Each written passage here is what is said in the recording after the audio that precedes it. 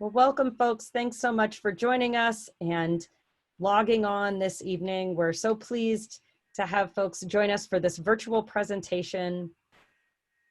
My name's Eliza Canty-Jones. I work at the Oregon Historical Society. We're the host of this evening's presentation. The mission of the Oregon Historical Society is to preserve our state's history and make it accessible to everyone in ways that advance knowledge and inspire curiosity about all the people, places, and events that have shaped Oregon. So we do this work in so many ways, from museum exhibits to online resources to our journal, the Oregon Historical Quarterly, our research library where you can research all things and everything from Oregon history, and public programs like this one, which we're so glad to be able to offer virtually now that we are all staying at home for various reasons now here in Oregon. So thanks to everyone for checking in from all the places that you are. I'm located here in Portland, Oregon, which is on the traditional homelands of the Multnomah, Cathlamet, Clackamas, Tumwater, Guatlala bands of the Chinook, the Tualatin and Kalapuya, and many other indigenous nations of the Columbia River. We really encourage everyone always to take some time and think about the indigenous peoples whose land you are on, wherever you are in Oregon or in the United States, you're on indigenous land, and learn about the sovereign nations that are in the state where you live. Here in Oregon, we have 9 that are federally recognized, spread throughout the state, and are so pleased to be able to share some of that history and the ongoing work of tribal nations here in Oregon. Our speaker this evening is one of the nation's leading historians of women's efforts to gain the right to vote. She is a professor emeritus of University of California at Los Angeles. She has written many books on women's suffrage. The most recent work is Suffrage, Women's Long Battle for the Vote. It's available for purchase at the OHS Museum store. When the smoke clears, we'll be open in person again, but in the meantime, you can order a copy online, order a copy through the phone or email, and I'll put some information about that in the chat for everyone to see.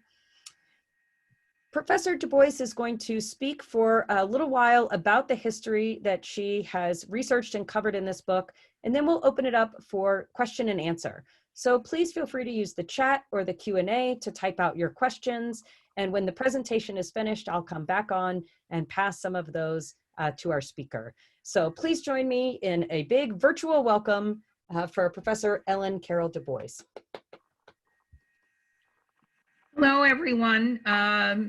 This is great. I can already tell from looking at your names and from listening to Eliza that you are very knowledgeable on this subject.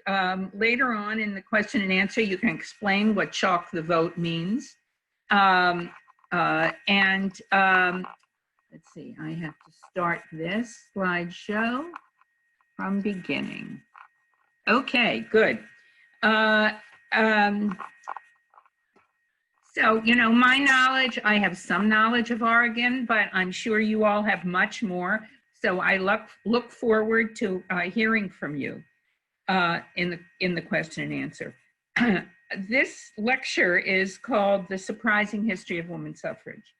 And I do my best to go over a very long history, 75 years, almost a quarter of American history, by going through 4 what I call surprises about this history. So I'm sure that many of you know a lot, and I hope maybe these surprises will teach you some things you don't already know. So we're going to start in the first years of the suffrage movement per se, in the 1870s. And I call this first surprise the Women's Suffrage Amendment that never was, 1867 to 1878. You see here on the right a petition signed starting by Elizabeth Stanton and Susan B. Anthony for universal suffrage. The story itself starts, let's see here, page.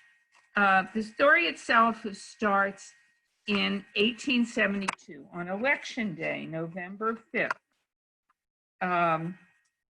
And on that day, hundreds of women all around the country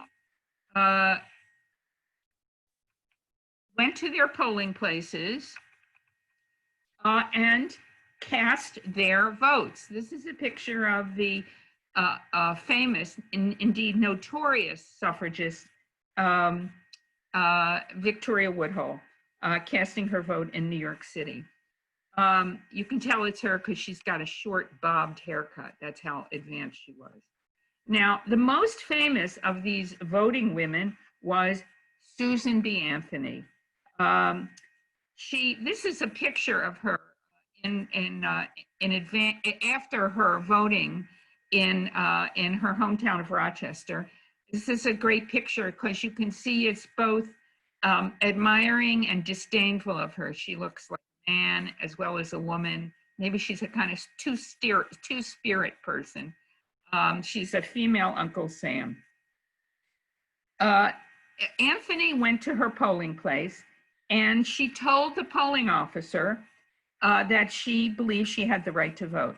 And her case was based on the 14th Amendment, which had been ratified in 1868. Now, the 14th Amendment figures a lot in suffrage because the second section uses the word male as the first reference to gender. But here we're going to look to the first section of the 14th Amendment, which arguably is the most litigated part of the Constitution after the Bill of Rights. The 14th Amendment says all persons born or naturalized in the United States and subject to the jurisdiction thereof are citizens of the United States and of the state wherein they reside. And as a result, they are protected in their privileges and immunities as national citizens against any intrusion by particular states. They have equal protection of the laws. I'm sure you know all of those phrases. So as Anthony, along with all these other women who were doing the same thing in their hometowns, said as a woman, she was a person. And as a person, she was a citizen of the United States. All that was not controversial.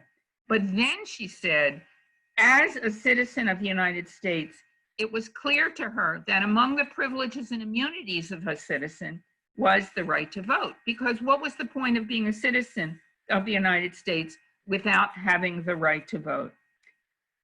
She convinced the polling officer to allow her to cast her vote for General Grant, the Republican. And she went home, and some days later, much to her surprise, she was arrested by a federal marshal under the federal crime. There weren't many federal crimes. Under the federal crime of illegal voting, which was part of the Enforcement Act of 1870. This was a law that was directed against former Confederates, and it was not meant to be used against a conventional middle-aged woman. Let's see, I have to go backwards. She was tried in a famous trial in 1873, and the trial was very controversial. And the judge of the trial, who was actually a sitting judge of the United States Supreme Court, kept her from being able to appeal, which is what she had wanted. But the case itself was brought, the argument itself was brought before the United States Supreme Court. Oh, look, this is what it looked like. A lot of old white men. By a woman named Virginia Minor. This is a picture of her. She was from St. Louis, and she had done what Anthony had done, although she had not been allowed to cast a vote. And she sued the polling officer, whose name was Happersett. You see his name there. He was a poor schlub who had taken the job. And the case came before the Supreme Court in 1874, and it was ruled in 1875. If any of you are lawyers or have studied constitutional law, you will recognize that Minor versus Happersett is only the second important women's rights case to come before the US Supreme Court. The court agreed that these women, Anthony, Minor, etc., were in fact, they were women, but they were persons. And as persons, they were national citizens. And they were protected under the 14th Amendment. But no, the 14th Amendment did not include the right to vote. The right to vote was left as it had been left in the original Constitution, to the control of the states. This is a signal of things to come, because within the next few years, the Supreme Court allowed various states to intrude on the 15th Amendment by coming up with what Anthony called petty devices, cunning and petty devices to keep Black men from the right to vote. Once the Supreme Court had ruled against these voting women, the suffragists, on the grounds that the 14th and 15th Amendments did not include them, the suffragists went forward and proposed their own amendment. And this is a picture of Elizabeth Cady Stanton, sort of sitting to her right is Susan B. Anthony. This is the committee room of the Judiciary Committee of the Senate, I believe. And this is the amendment that Stanton proposed, and it was supported by, I believe, the senator from California, but I'm not sure. This is what I call the woman suffrage amendment that never was. The right of suffrage in the United States shall be based on citizenship. You see, this is the same argument, and shall be regulated by Congress. And all citizens of the United States, whether native or naturalized, shall enjoy this right. This wording reflects the 14th Amendment. Shall enjoy this right equally. And then just the final phrase shows its woman suffrage authorship, without any distinction or discrimination, whatever founded on sex. Unfortunately, for the rest of American history, this amendment got nowhere because the Congress was tired of amending the Constitution. Reconstruction was drawing to a dramatic halt. Had this amendment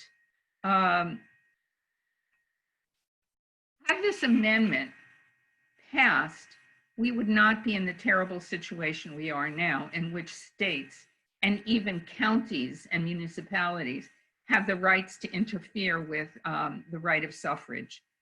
And Congress has, especially now that the Voting Rights Act has been virtually undone, Congress has no capacity, should it even have the will, to protect citizens' rights to vote. Let me emphasize this. I think it's a surprise. The right to vote is not protected at the national level. The 15th and 19th and 26th Amendments forbid the states from doing particular things, from keeping first people on the basis of race, color, or previous condition of servitude, then people on the basis of sex, and then people on the basis of age from having their rights interfered with. But other than that, Congress has no control. From that point on, the women's suffrage movement pursued a very different kind of amendment. This was what became the 19th Amendment. It follows the language exactly of the 15th Amendment, which are in the words that are crossed out. The right of citizens of the United States shall not be denied or abridged by the United States or by any state on account of sex.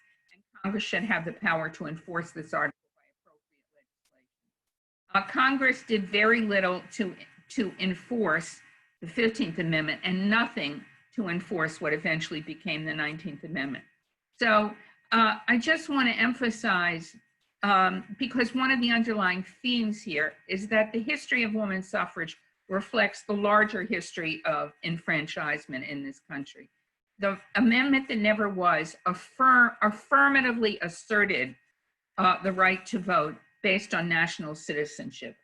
The amendment that eventually was is posed in the negative, shall not be denied, and pretty much leaves with very little intrusion the control over the right to vote by the states. So we might have had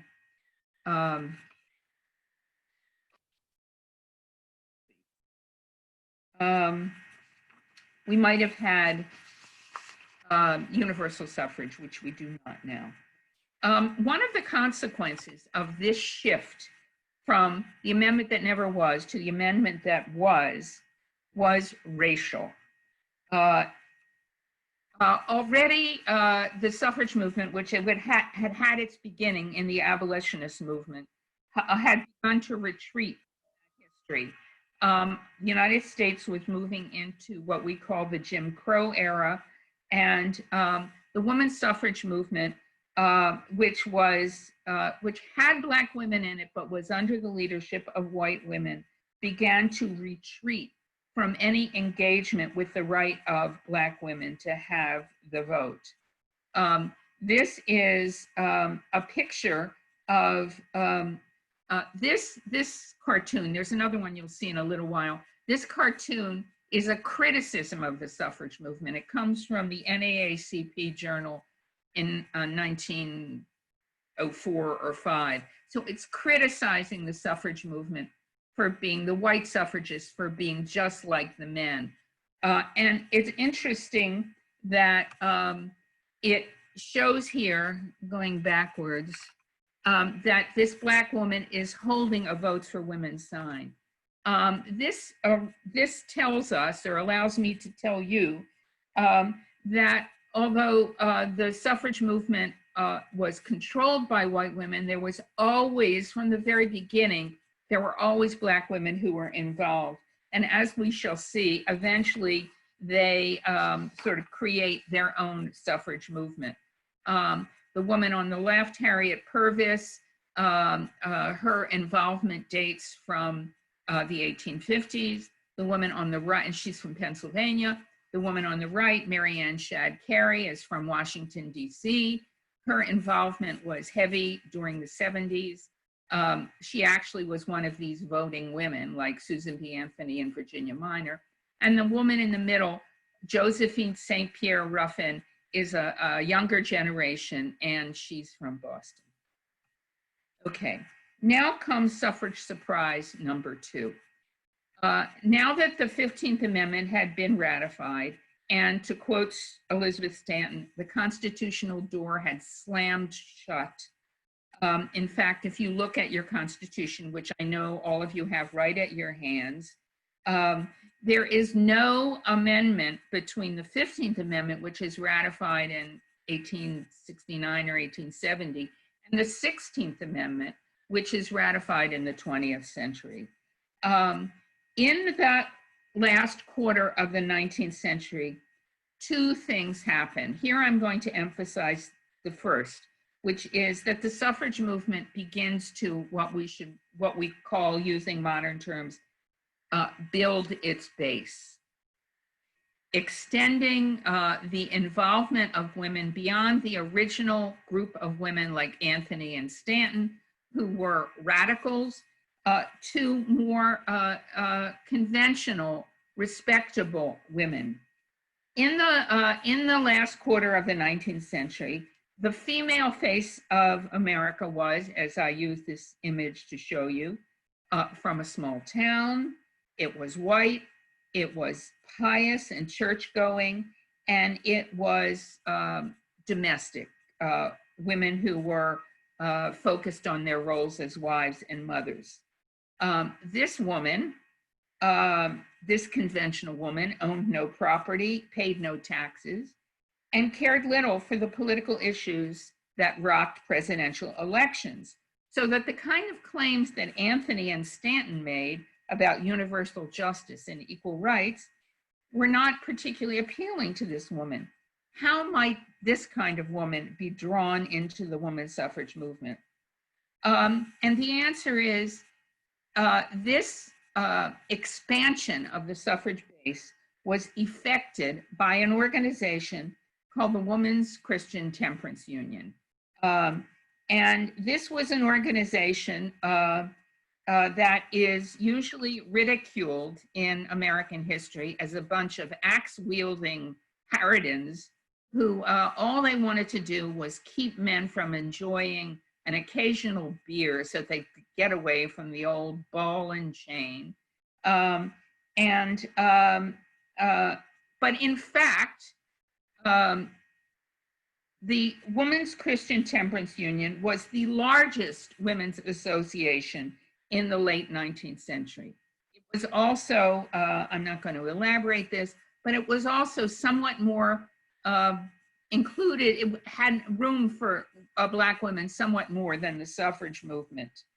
Now, women were drawn to the temperance movement initially because of its focus on how first of all, that men were the drinkers and that their drinking impoverished families and subjected wives and children to physical abuse. This was not an entirely incorrect portrait.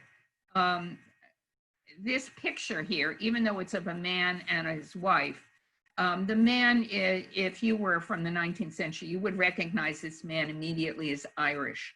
He's drawn with an Irish stereotype, whereas the woman is much more conventional. She's not drawn as an Irish woman.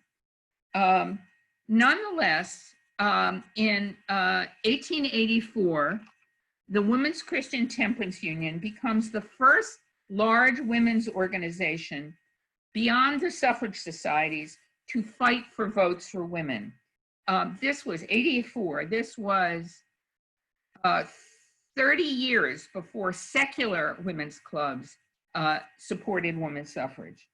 They were much more cautious. The temperance movement was not cautious.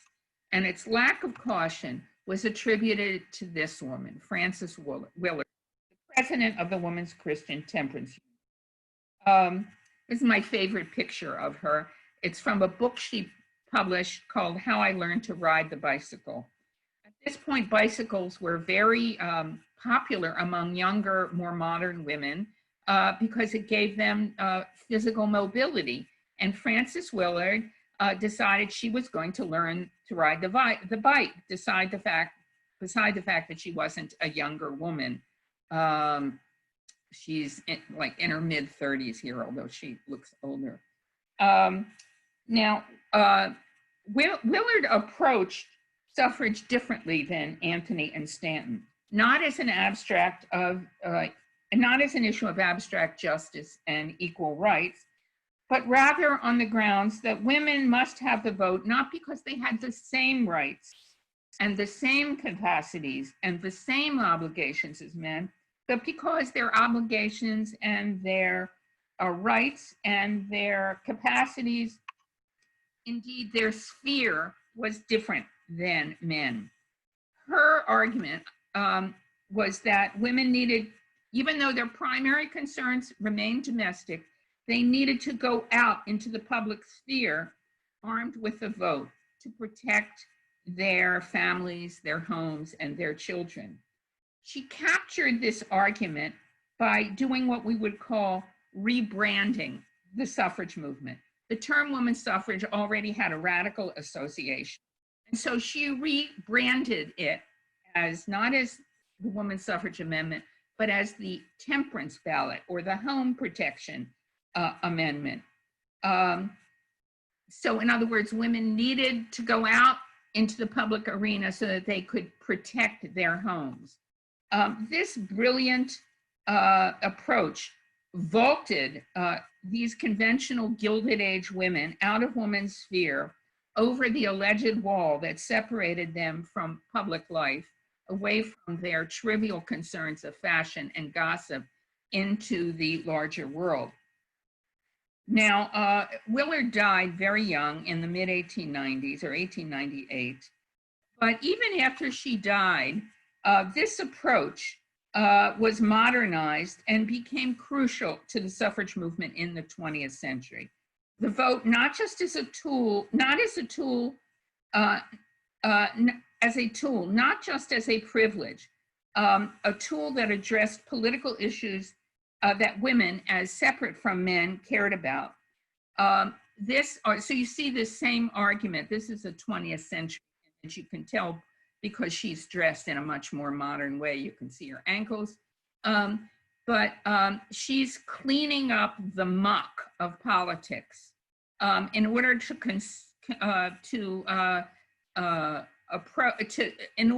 affect changes in issues that she was concerned about: white slavery, which is what we call trafficking in women, food adulteration, dangerous milk, and bribery and graft.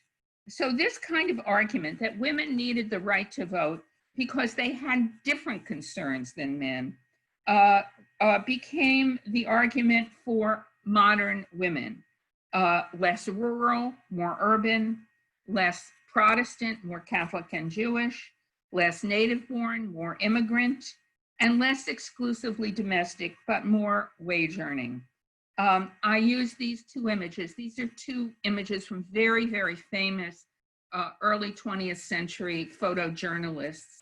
The one on the left, I think, is Lewis Hine, or no, the one on the left is Jacob Riis. The one on the right is Lewis Hines. So we see here on the left, urban children. This is New York City. You can tell by the street going all the way back. These are children who are playing. They have no place else to play. They don't have playgrounds. So they're playing on the pavement next to a dead horse, okay?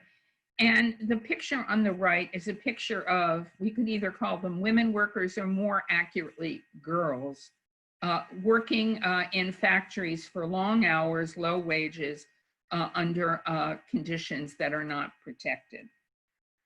Okay, so now let's move. Okay, I'm looking at my time here. Now let's move to surprise number 3. This is, I think, the most famous surprise, although maybe those Oregonians know this already. Many women gained the right to vote, full voting rights, before the 19th Amendment was passed. We are now entering the progressive era. As suffragists, I said that in these years, two things were going on. They were building the base, but they were all also turning back to look at the states where the Constitution left the right to vote, and to win the right to vote at the state level. I should say that when they were successful, as they were in many states in the West, when they were successful in getting the voters in particular states, the male voters, to change their constitutions and give women the right to vote, women in their state, the right to vote that these women got was full voting rights, and took them all the way up to voting for their congresspeople and for President of the United States.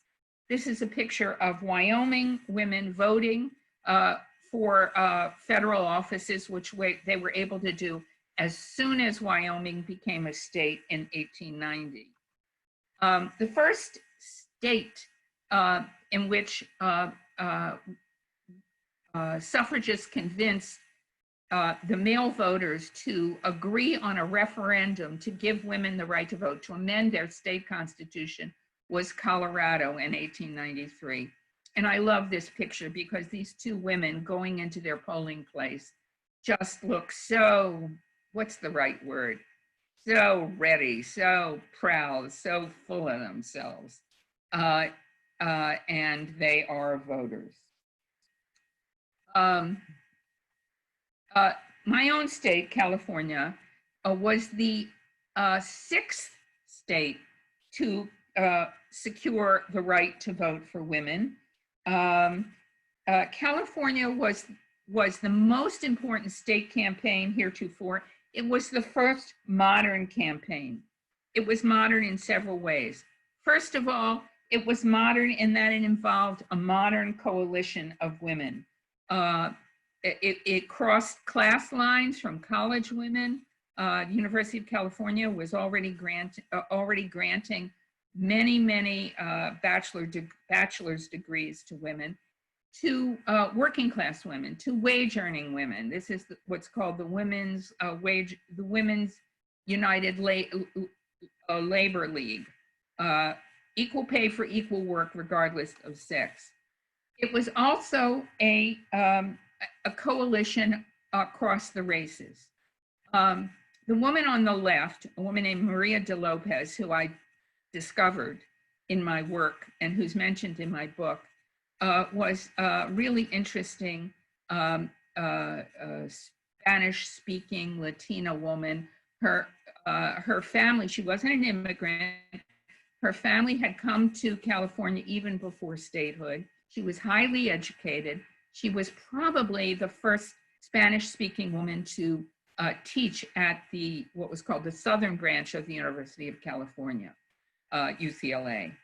The woman on the left, I believe, is from Oakland. She's African-American. I know less about her. And the woman in the middle was Clara Lee. She's obviously a Chinese woman for a variety of reasons. A variety of federal laws directed against Asians. There were just a tiny number of Chinese immigrants, and Asian immigrants could not be naturalized. But Clara Lee was one of the very few Chinese women born in the United States, and hence available to the enfranchisement of women in California. The California movement used as much modern technology as they could.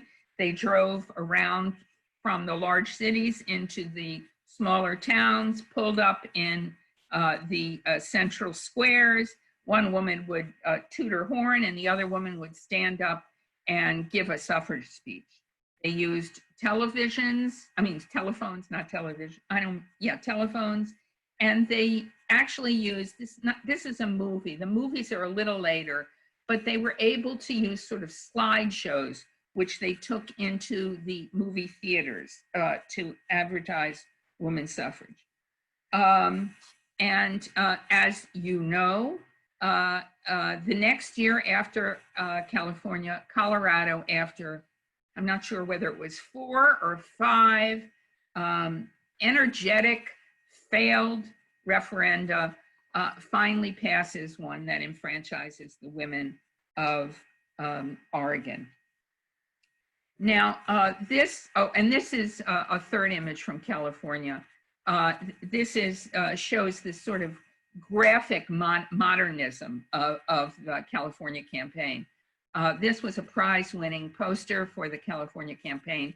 She's standing in front of the Golden Gate, which doesn't have a bridge over it yet, but she is standing in front of the setting sun. She also has a short haircut. She's wearing a very modern Art Nouveau kind of outfit.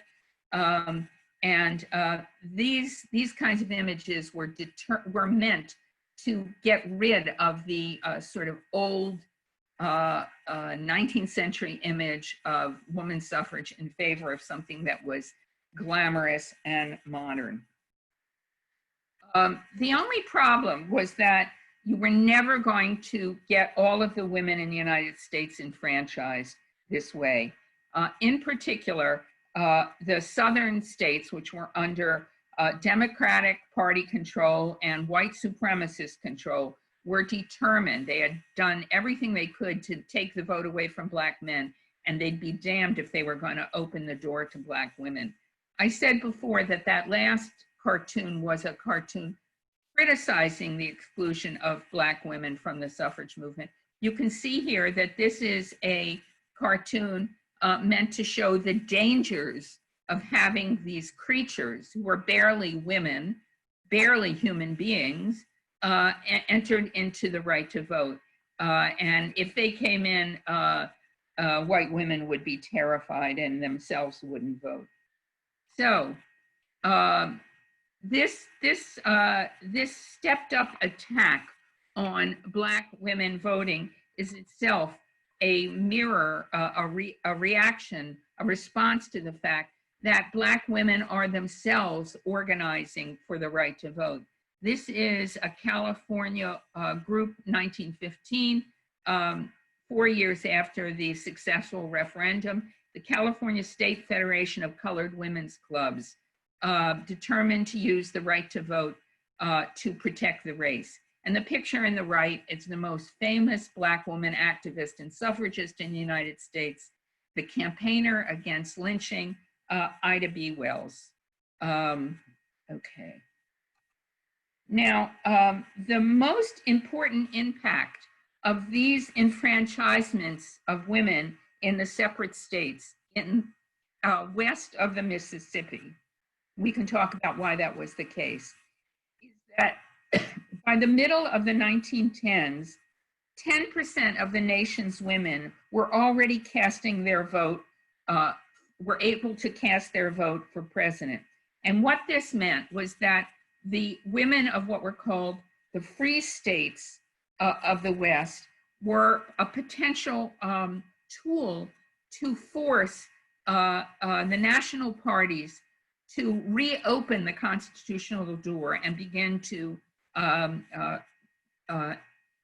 make possible a federal amendment, which was the only way that most states could enfranchise women. Women of Colorado, you have the vote. Again, you can see by the way these women are drawn, they're much more modern. You have the vote. Get it for the women of the nation by voting against the Democratic president of the United States, whose party opposed women's suffrage at the national level, Woodrow Wilson.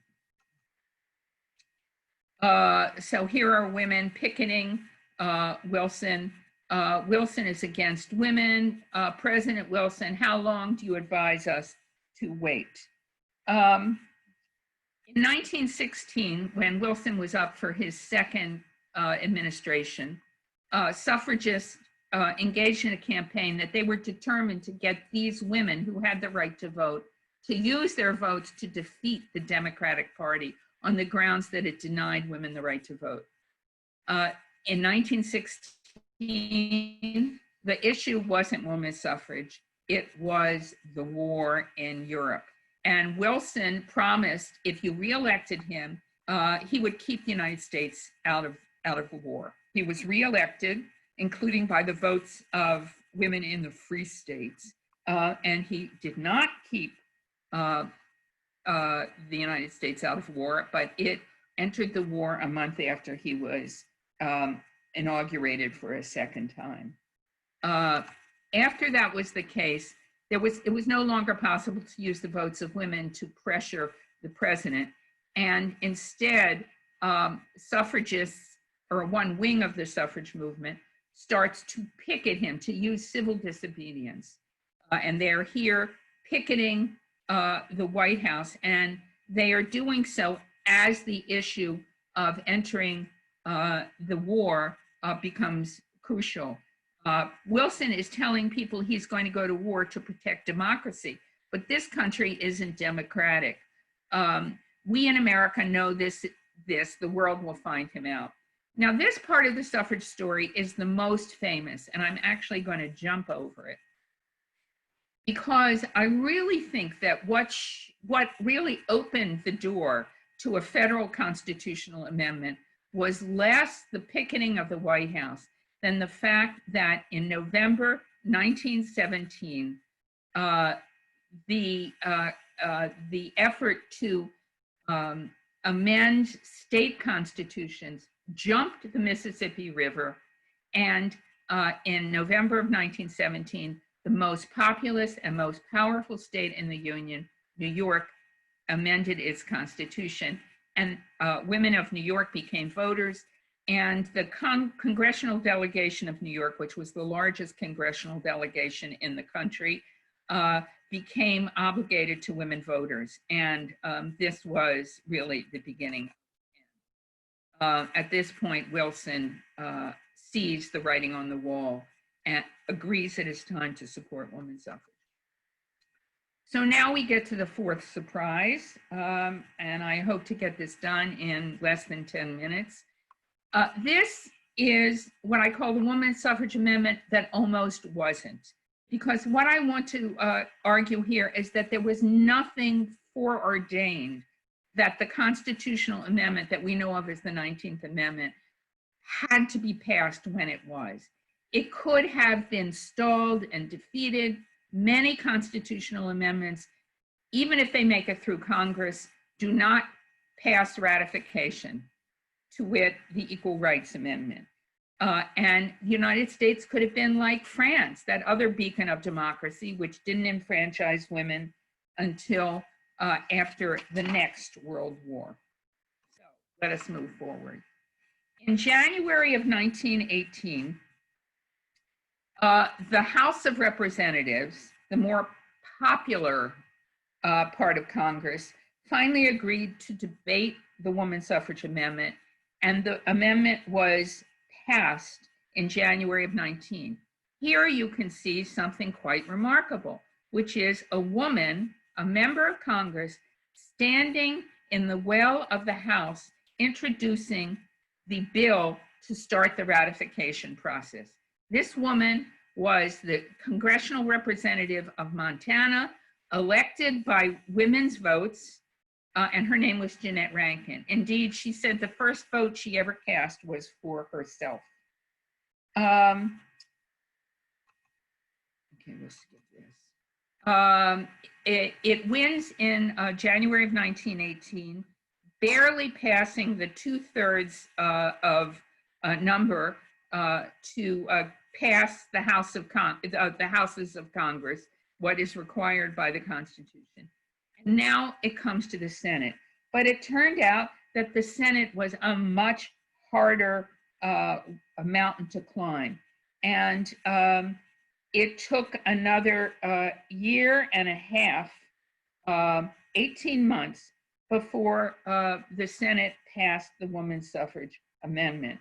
And it was passed, in those 18 months, the Democrats still controlled Congress, both houses of Congress, and despite Wilson's efforts, a handful of both conservative Republicans and Southern Democrats kept the amendment, the bill starting the ratification process, from being passed.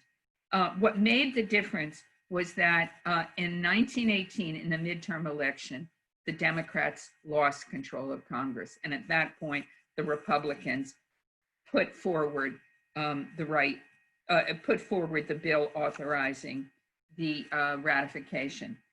I'm going to jump over this just to say that when I wrote my book, I didn't pay any attention to the flu, the 1918 flu epidemic.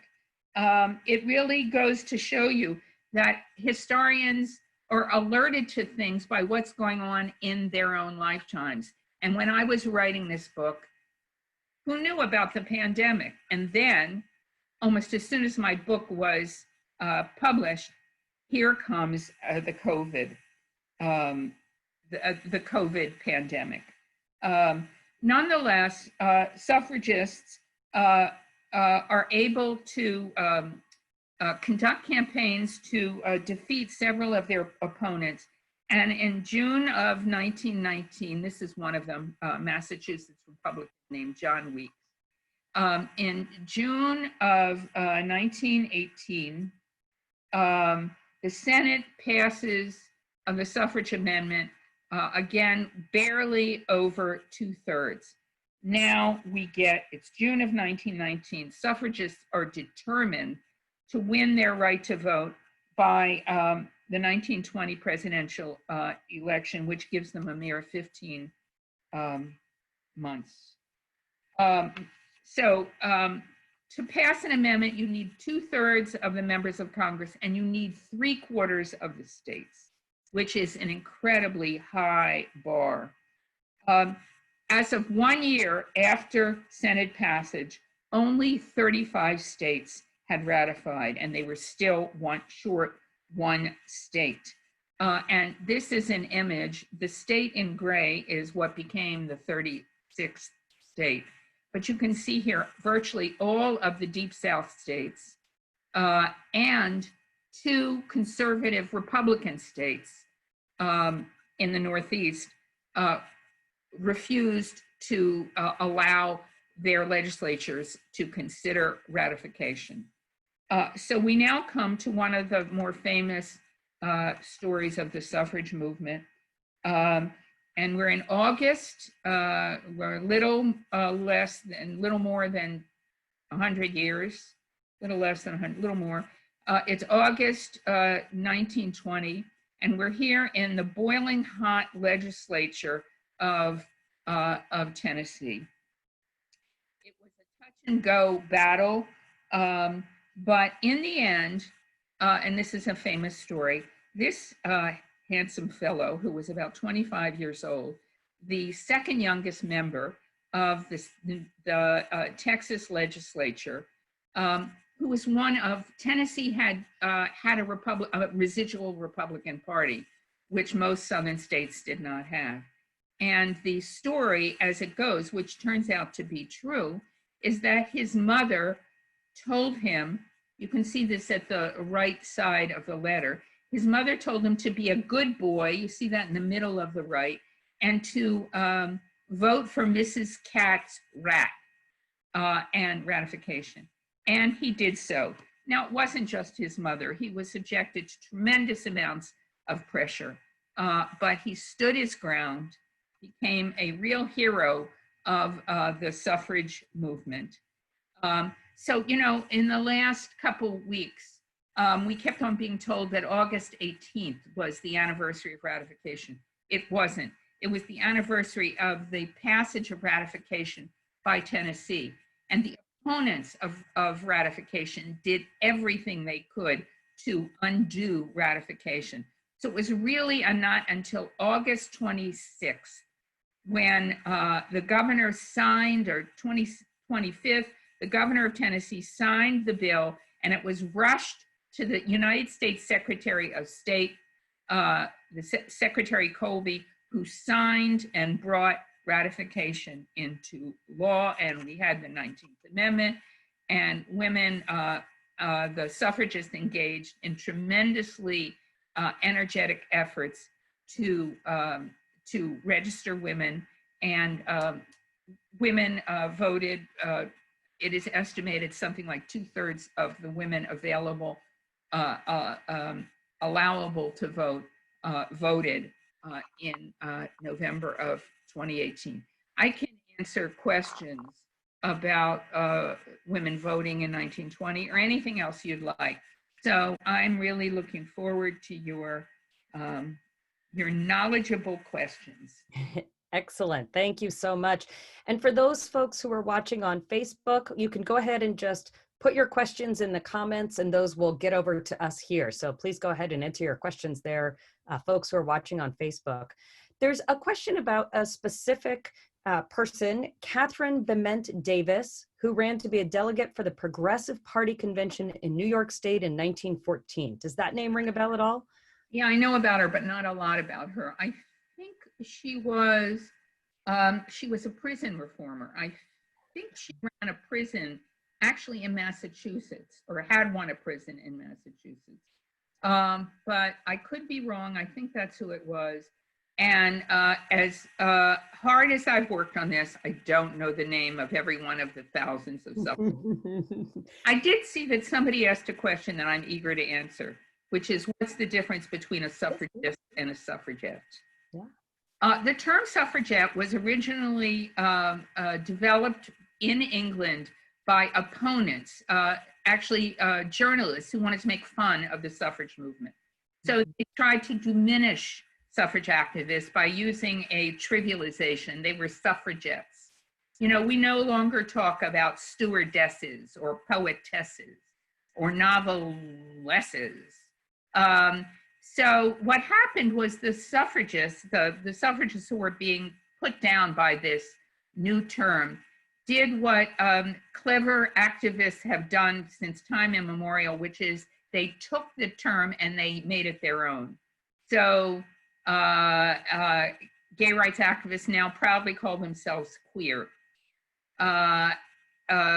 People who used to be called colored now call themselves African American or Black. So these British suffragists started to call themselves suffragettes. Mm-hmm. The more radical wing of the British suffrage movement. I talked about how in the United States there were sort of two wings, a large wing which was involved with congressional lobbying and a smaller wing that was involved in civil disobedience. It's that smaller wing that called themselves suffragettes. Mm-hmm. So to put it simply, all suffragettes were suffragists, but not all suffragists were suffragettes. And we shouldn't use the term suffragette because it was only proudly claimed by a small wing, and it was originally intended as a put-down.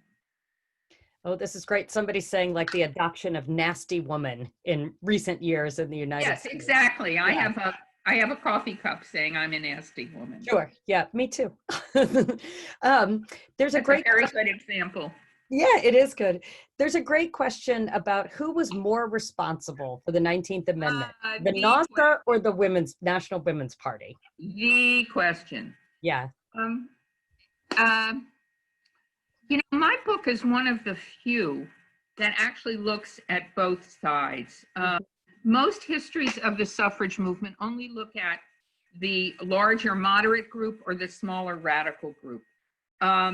And so whichever side they pick, that becomes the side that they give credit to.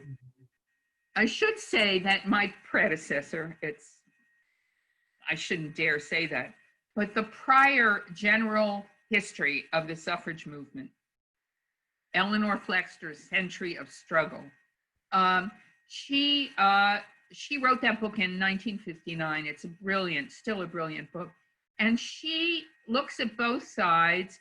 She was herself inclined to radical anti-war activism, but she credits the moderates under Carrie Chapman Catt.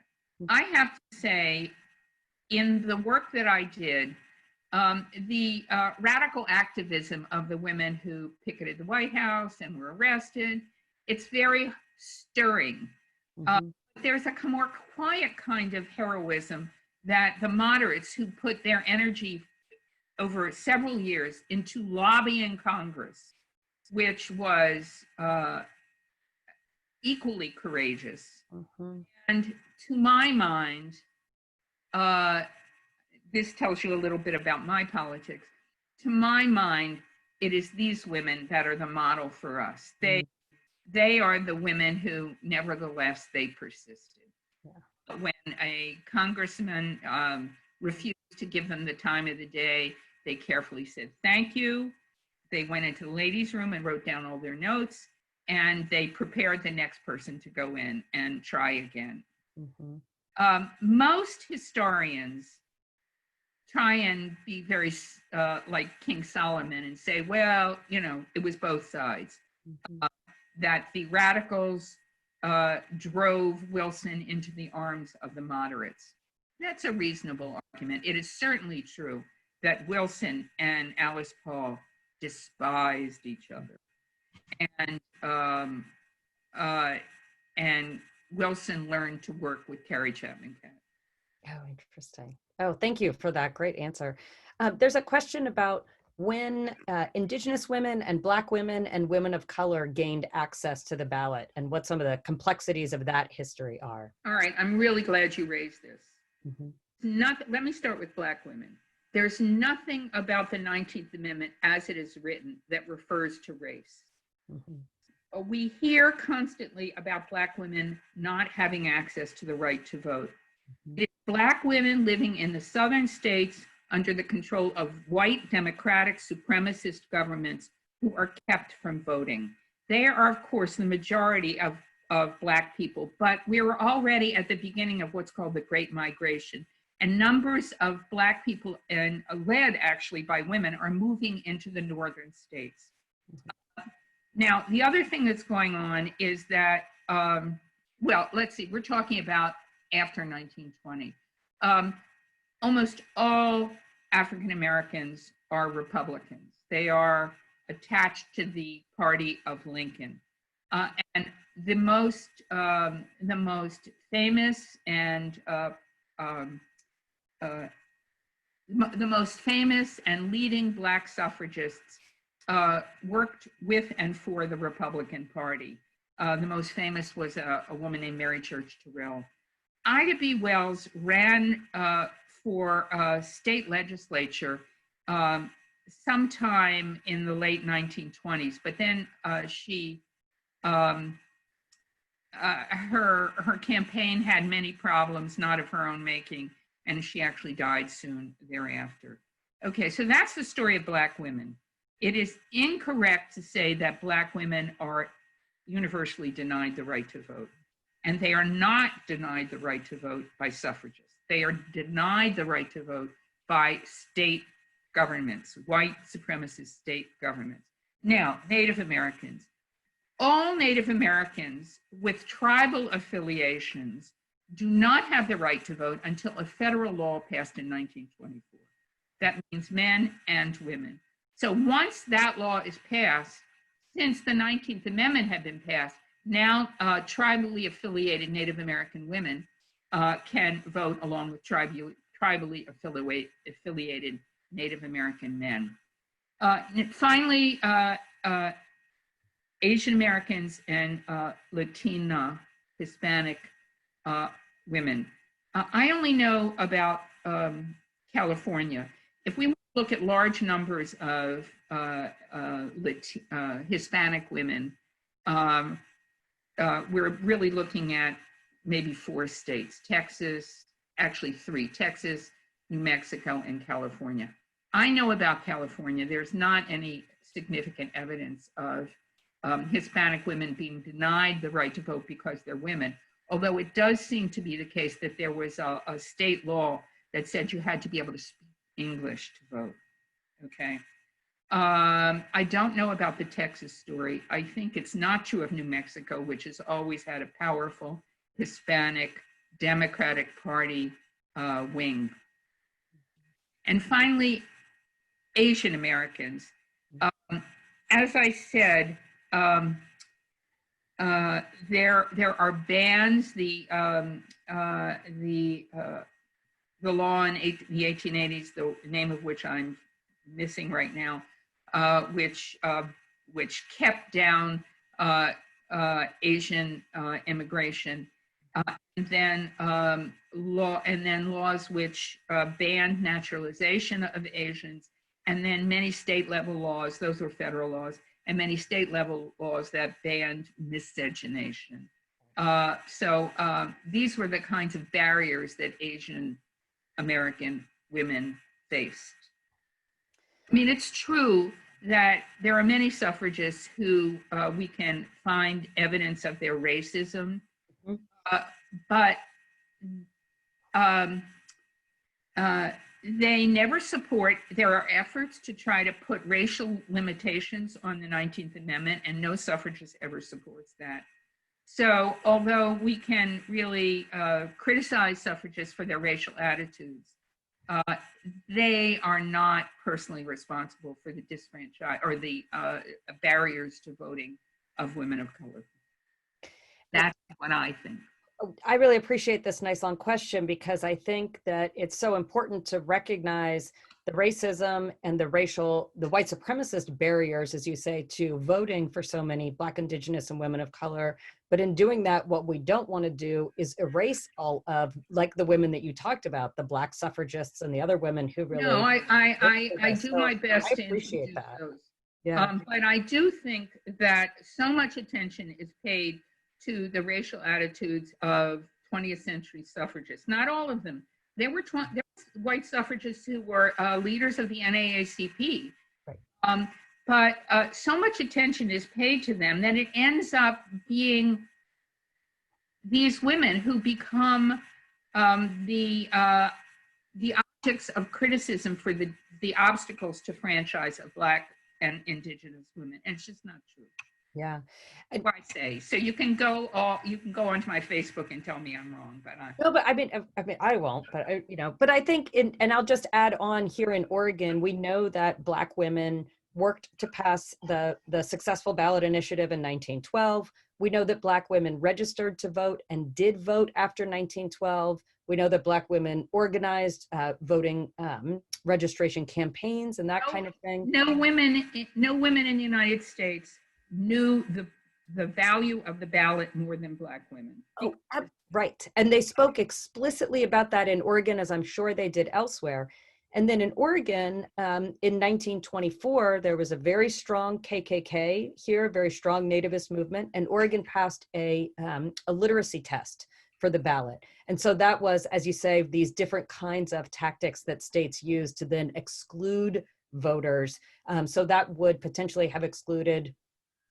Yeah, go ahead. need to add something here. Yeah. About 1921, Black women, led by the woman I mentioned already, Mary Church Terrell, came to Alice Paul in the National Women's Party and asked her, because don't forget the 19th Amendment had an enforcement clause, and asked the suffrage movement to join, the former suffrage movement, to join the NAACP and Black women's clubs to go to Congress and ask for federal laws to enforce the 19th Amendment for Black women, and Alice Paul refused. Her famous quote was that the obstacles to voting for Black women were a matter of race, not of gender. Oh, wow, that's fascinating. So then, of course, it's not, the question is what year. So I think the 1965 Voting Rights Act is often looked at as the year that really finally brought Black men and women to Let us remember, though, yeah, voting right. This is all about Black women in the South. There are powerful groups of Black voters in New York, in Chicago. You're telling me in Oregon. So we shouldn't have a generalization that covers the country when, as we know from our own experience, there are massive regional differences. We're looking at voter suppression now, but voter suppression isn't something operating at the national level. It can't, because voting is under the control of state and local authorities. Yeah.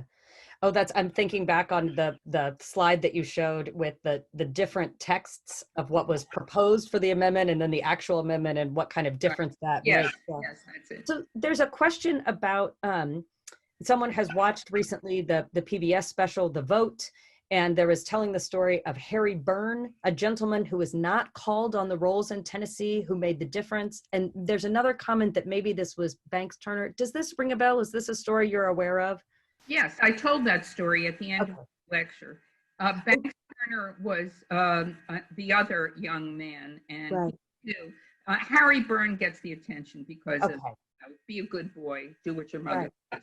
He gets the attention, but Banks Turner is also sort of standing up against some of the anti-suffrage leaders of his own party. I think he must have been a Republican. So as I said, one of the things that makes the difference in Tennessee is that it's a two-party state, and most of the southern states had only one party. Oh, right, that makes sense. So then, were the suffragists in New York inspired by the Western states? Can you speak some about the organizing or collaboration that went on? Or yes. I'm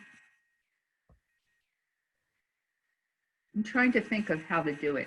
There was influence back and forth. The California suffragists, for instance, learned how to organize and draw in wage-earning women from prior work in New York.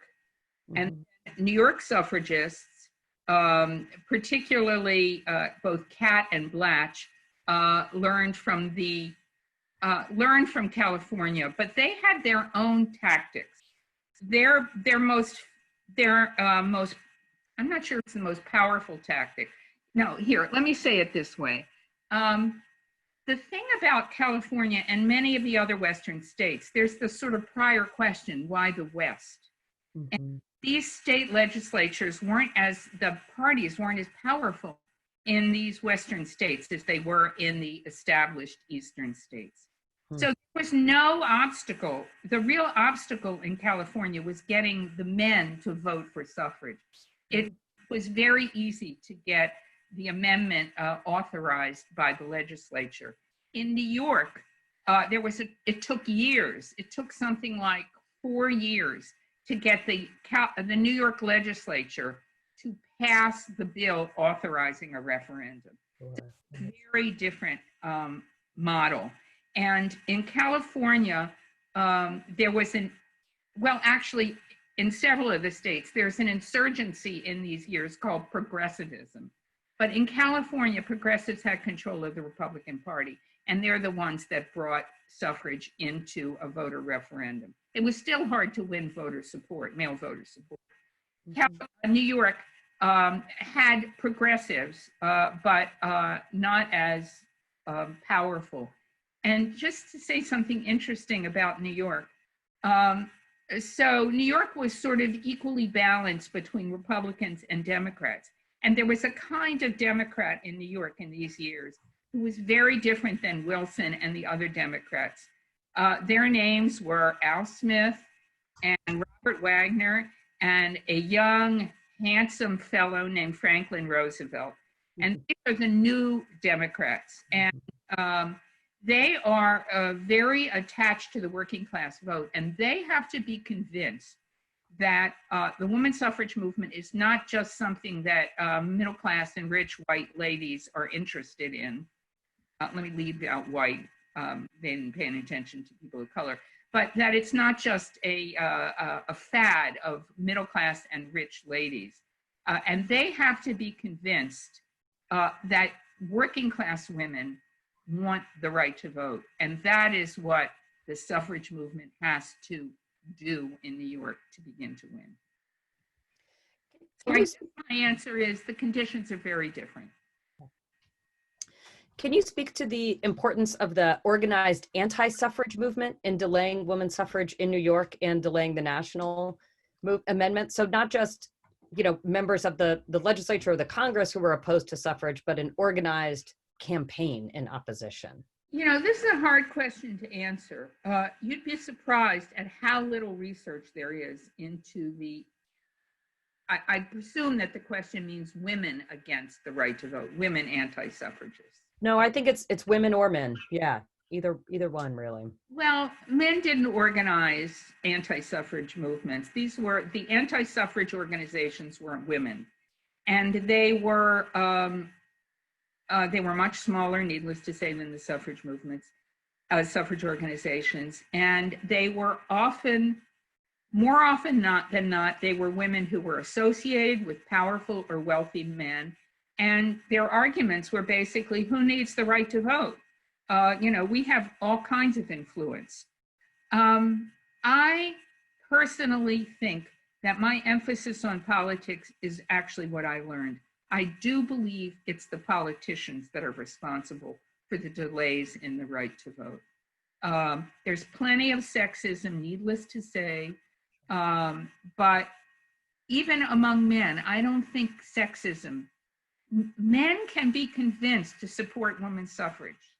It is the politicians who do not want to double the electorate and bring in 50% more voters who they do not have control over and they don't know. That's fascinating. That's what I think. Yeah, I appreciate that perspective. There's a clarifying question about the question about NASA and the NWP. Did they have the same kind of lobbying organizations? No, no, for the most part, no. For the most part, the lobbying is done by NASA, and the NWP works on the outside. Mm-hmm. They both do, I guess, what you would call lobbying at ratification. So when it comes time for ratification, both organizations have groups of activists going to the different states. Don't forget, they have to go to 3/4 of the states and convince the legislatures. And interestingly enough, I don't know what the Oregon story is, but interesting enough, they had real problems with places like Wyoming and Colorado, where women had been voting for a long time, because these women were like, wow, we don't, we vote, what do we care? And there were women in Wyoming and Colorado who had never heard a suffrage speech. Right. Because their mothers had done all the work. Yeah. Done the work. Yeah, yeah. Oh, But that's I don't know, you all can look for this in Oregon. Was it easy or hard? I don't know where Oregon was in the list of 36 states, whether it was number 1 or number 20 or number 35. Now, I bet somebody watch. Okay, I was going to guess 25, but Jan's got it there. Thank you, Jan Dilge. We were 25. In Oregon, once they got the governor to call the special session, then it was good. And there was a woman quick. in the legislature, Sylvia I Town. remember that story. Yeah. So often governors refuse to call special sessions Mhm. because their argument was that it would be more expensive. But the real argument was again, it was political. They didn't want to open the door for these sessions would not just consider suffrage. They would open the door to all kinds of bills that they didn't want to have to deal with. That's very familiar to Oregonians right now. I think we're not the only state having special sessions to deal with things. There's a question about the WCTU's emphasis on temperance and whether that was a help or hindrance at the ratification battle.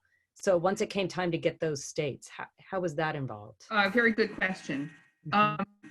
The way I usually, when I have a little longer, what I say is that temperance helped to bring women into the suffrage movement.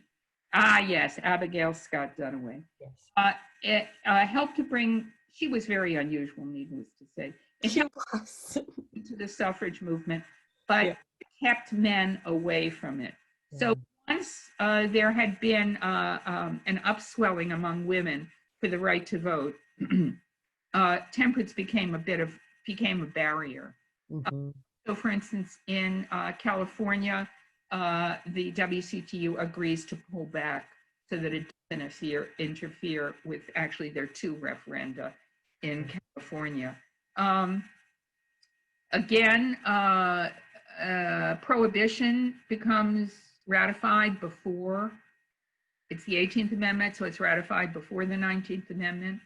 And so there's no argument that women gaining the right to vote is going to bring in prohibition. That ship has already sailed. What else do I want to say? Hooker died in the 1890s, and I'm not sure what's going on at the local level. I'm sure they're impressive temperance leaders, but there's nobody like Willard who's dragging this group of conservative women into a radical movement. Nobody like that. And Oregon did put in prohibition in 1914.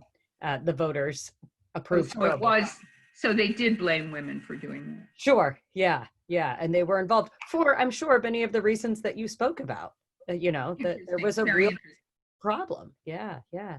Well, wonderful. Well, I think we have covered all of the questions. Thanks, everyone, for such great questions. And thank you very much for wonderful, wonderful answers and a great presentation. This was Thank you really very much. And dare I say, if you'd like to know more. Oh, yes. Oh, thank you. I don't know what my problem is. Yes, please buy the book. And folks should know that you can purchase the book at the OHS Museum store. And what will they get in addition to the book itself? It is brilliant. You will get a, oh shoot, let me send this to everyone. You will get a signed book plate from our speaker this evening. So you will have a signed copy of the book. You can use your OHS member discount.